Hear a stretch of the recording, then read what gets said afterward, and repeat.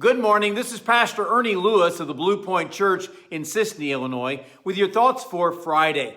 You know, as Paul prayed for the Colossians, he reminded them of Christ, who was the creator of all the earth. Verses 17 and 18, he reminds us of his place, not only in this world, in the universe, but even in our hearts and our lives. He says, and he is before all things, and in him all things consist. And he is the head of the body, the church, who is the beginning, the firstborn from the dead, that in all things he may have the preeminence.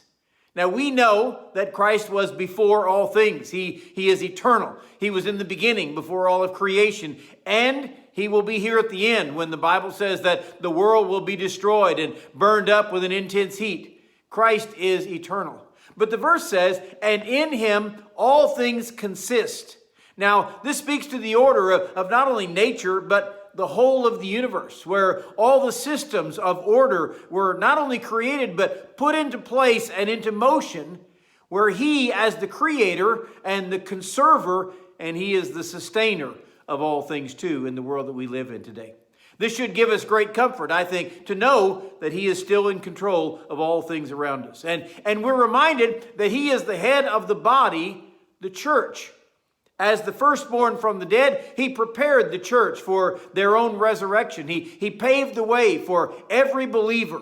He established the church, the Bible says in the New Testament.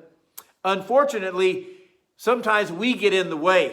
We try to build our own church, or maybe there are some appointed leaders, maybe some self-appointed leaders that get in the way to Christ building his church in our world today. But the church belongs to Jesus Christ, the firstborn from the dead. And as the one who is from the beginning, he is the head. He is the highest power. So naturally, Paul says that in all things, he might have the preeminence. Preeminence means the fact of surpassing all others. He has superiority, first place. But Paul's not just talking about Christ having first place in the church because of his role as the creator and the sustainer of all things in the universe. He deserves first place in our lives too. How often do we plan our own agenda and maybe follow our own schedule?